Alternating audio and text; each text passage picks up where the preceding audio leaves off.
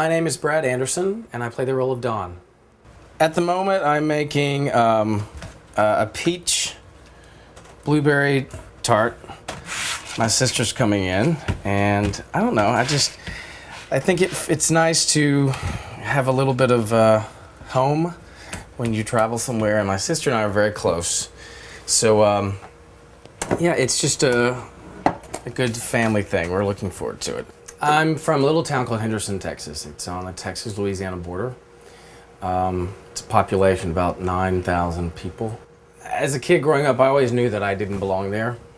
I was very patient and knew that I would get out by doing something. I wasn't sure what I was going to do, but it wasn't theater, because there was no theater in this little town that I grew up in. And I didn't see my first musical till I was after high school. I was a science nerd. I liked biology, it was my favorite subject. And I was also a cheerleader in high school, gymnast growing up, and a diver. So that kind of took all my time. Typical teenager, yeah, except I was the one male cheerleader in this really small town. It gave me flexibility and strength, and kind of got me ready for, I guess, dancing when I was older. I don't know. But I did cheerleading all through college, so I was constantly moving my body and throwing girls around the air. So I was getting workout and keeping my flexibility at the same time. I had to pay for all of my school, so I was looking for the easiest way to get through school with scholarships. So I went there for a year and a half, junior college, and got all my basic credits out of the way, and then I transferred to Texas Tech University in Lubbock, and I was studying food, nutrition, and biology. I was about 22 or 23 when I actually started dancing, really working on my technique and going, well, not towards the career, but just toying with dancing. That was it. A friend of mine, Tempe, who is this amazing dancer and choreographer, she was teaching a class at the gym that I taught at. And she goes, why don't you come to my class? It was the dance, gymnastics little gym. So I started going to her class, and she's like, I think you really have a knack for this. You should really try this.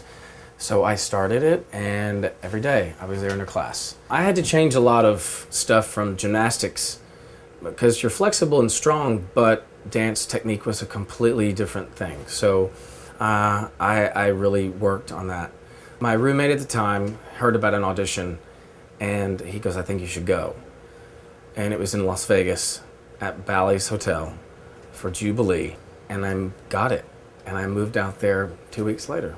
I went from a school atmosphere, and then 2 months, then being on the Las Vegas stage with a pair of tits on either side of my head.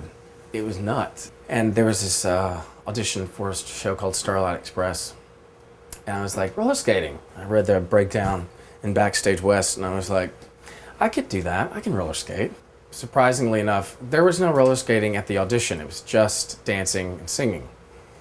And it was the first time I ever had to sing for an audition. I was terrified. I was like, what am I gonna do? I've never sung in front of anyone, ever. I just took the sheet music to a piano player and had him plunk it out on the tape.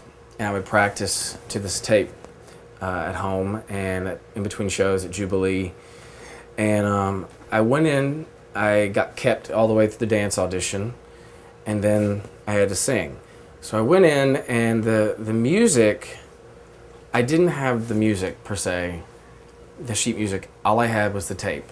I said, can you put this in the tape recorder? Or the tape player. She's like, what? I said, yeah, it's in there. Just pop it in. You can't sing along with the tape. That's what we have the piano player for.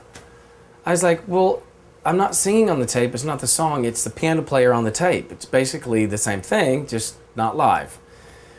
So please just let me sing for you and I'll do a good job.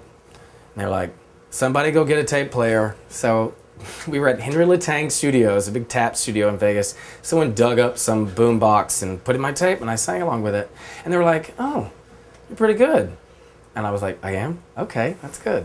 So I got a call back, and I sang the same song, the same way with the tape, and I got the job. I went back to Jubilee that night, and I asked one of the singers. I said they've offered me 2 different contracts, a non-equity or an equity, and they said they would prefer give me the equity contract. She was like, take it, get the card. And I said, the card, what is that? You have to have a card? I don't know what all this means. She goes, you have to be in equity to work in a Broadway show. And I was like, I never thought about working on Broadway anyway at that time, so I didn't, you know, I was like, I'll just take the equity. If it's something that I might need in the future, then I'll do it. I was the trick skater. That's what they hired me for, because I said I would flip on my skates. Stupid. Flip on skates? Come on. Now that's not uncommon. I mean, look at extreme sports. They all do that stuff. But at the time, on roller skates in a 60-pound costume, hell no. But I did. And my opening night, I busted my ankle and I was out for 6 weeks. When I did Starlight Express, I actually met a lot of theater type people. That was a new experience for me, because these are people that had been studying this, you know, I don't know, all through college, and maybe being as a kid. I wasn't exposed to that, but it was different. I had to get used to it. And towards the end of my contract, Starlight, I went to Los Angeles to audition for Beauty and the Beast with a lot of other guys in the show, and ended up getting cast as a pepper shaker. And it was Jay Bender and Mark Simon casting it. And I went back and I was like, wow, I got a Broadway show. I was going to be in the Broadway company. And the following week, there was another audition for Damn Yankees, and it was the tour. So I went to that. I just went to every audition I possibly could. So I drove to LA this time and went. It was still Jay and Mark. And Jay Bender was like, you know, I think you're much more suited for this show. So I replaced Scott Wise in the national tour that was going out, and played Rocky, and I tumbled. I think that's what really got me the job. I met Chet Walker, who was an instructor at Broadway Dance. Ultimately, his class led me to my first Broadway show, Fosse. And that kind of got me going. I remember walking to the Broadhurst the very first day, and I was like, this is what all those theater people are talking about. It's pretty magical. I guess I'd become a theater person. I've never seen Chorus Line. I never saw the movie. Of course, I'd heard songs from the CD, the original cast recording, but never really knew too much about it. And I didn't want to, when I heard that they were doing the revival, and I went in for the audition, the initial audition, and I got a callback. For the callback, I decided not to really learn too much about the old production, because I was thinking, if this is a new revival, maybe they want to do something different with it. So I just went in and did my monologue the way I would do it, the way I saw this character. The first audition, where there was like about 80 to 100 guys, and they cut it down to about 25. And then from there, I had a callback in October. And then my final callback wasn't until January. So I saw them 3 times. But it was from August until January. Don is the all-American guy. He's married, he has 2 kids. He's just supporting his family. That's what he wants. He makes a statement in the play, you know, it's about paying the bills now and taking care of my family. So that's my main focus when I'm auditioning. During the show, I think about taking care of my family.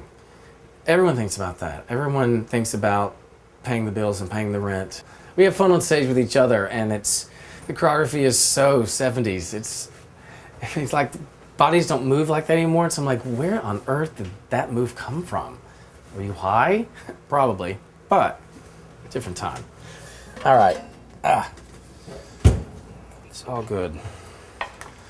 See, look at that. It's not so bad. Pretty good. I just need to put it on a plate and cut it. Actually, I'll cut it right here and we'll try that.